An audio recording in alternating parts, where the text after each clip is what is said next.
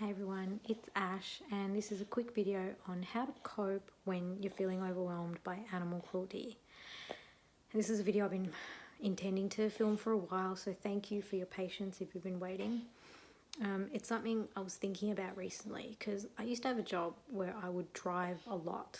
Like every day or every other day I'd be driving out to see clients, and sometimes I'd drive a fair distance. Like I'd drive from the city, from Melbourne CBD up to Bendigo or Ballarat, so that's a couple of hours in the car each way. And so many times I'd drive past slaughterhouse trucks and I'd see these animals in the back, and sometimes the trucks would be empty. It was almost worse, and it was just so heart-wrenching, so overwhelming. And in those moments I felt like every memory of animal cruelty, whether it was from my own real life experiences or from documentaries I'd seen or things on Facebook, it was like everything just came flooding back. And it's not exactly the safest position to be in if you're behind the wheel of a car. So I wanted to do this video just to share some tips with you about coping in those situations. And this is stuff that I do, stuff that I find helpful, and hopefully you'll find it helpful as well. So I did a post on Monday which was about grounding. So I wanted to start from there and then give you some other strategies. So for me personally, when I'm lost in my thoughts, I'm just not mentally present. So I might be behind the wheel of a car physically, but mentally I'm not. So becoming grounded is really important for me. So becoming grounded means becoming aware of what our body is actually doing, becoming aware of the sensations and the sounds and the sights and the smells around us. So feeling the steering wheel beneath our palms, feeling the seat, the car seat pressed up against our back. If you're lying in bed late at night, for me, I'm often next to one or both of my children. Being grounded might be looking down at them and stroking their hair or giving them a kiss on the cheek, or it might be talking to my companion animal and looking them in the eye and patting them and giving them a scratch under the chin and just feeling the sensations, seeing the sights, smelling the smells, hearing the sounds, just coming out of my head and into my body. Becoming grounded is a good springboard for the next steps in coping. But becoming grounded is just really important, I think, for kind of resetting ourselves so that we're not just getting caught up endlessly lost in that montage of images swirling through our mind. So once we're grounded physically, we can then go back into our head and start to think more objectively about our thoughts and feelings. So it can feel like this swirl of kind of vague discontent. The emotions, it's just hard to figure out what it is that we're feeling or what it is that we're thinking. And it's just this swirl, and it's very vague and ephemeral. So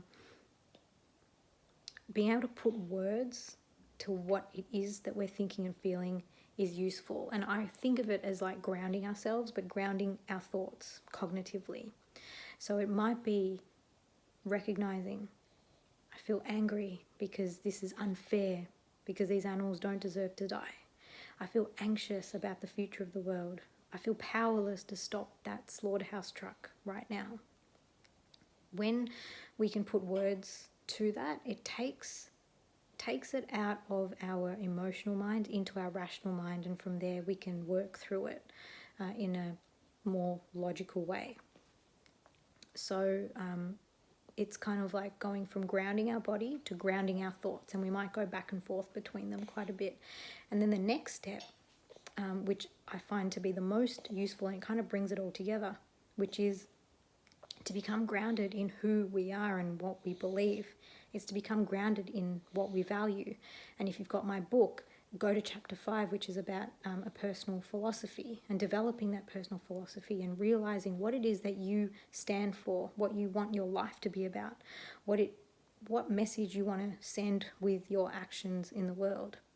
So, when we're lost in our thoughts and it gets overwhelming, it can be really tempting. We might have those fleeting thoughts of, what's the point? Maybe I shouldn't even bother. advocating for animals, no one's going to change, and we can just feel very despondent and get caught up in a lot of despair and sorrow. But when we ground ourselves in our values and what we believe, I think of it as grounding ourselves in our heart. You know, when we reconnect with that, I feel that it's the way of transforming the pain into something that's more powerful. So it's like reigniting that spark. It's like re-motivating us, or rejuvenating the desire that we have to help animals. Because for me personally, I mean, even if my actions change nothing, I'm still going to advocate for animals. Even if no one listens to me, even if nothing I do helps anyone, I'm still going to do it. I'm still going to advocate, and I'm going to do it in the best way that I can. Up until my last breath, I'm going to keep advocating for animals, because that's what I believe to be important, that those are my values. And if you're watching this, I suspect that that's the case for you as well. I feel that for many of us, advocacy is just something that we do. It's just part of who we are. We can't not. We can't look at the injustices of the world and just do nothing. We have to do something, no matter how small.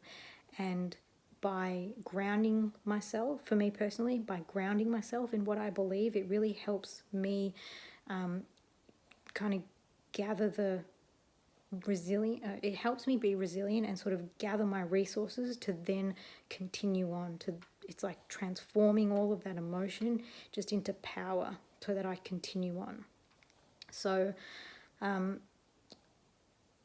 think that's pretty much it. Let me know if you've got any questions about this. Just leave it in the comments below. So to sum it all up, it's going from that vague, ephemeral feeling of overwhelm into grounding our body, our physical sensations and sights and smells and sounds, then grounding, crystallizing our thoughts and being really clear on what we're feeling and why, and then grounding our values. It's like, if I had to pick a body part, it would be in our heart, grounding our heart. What do we believe? What's important to us? What do we value?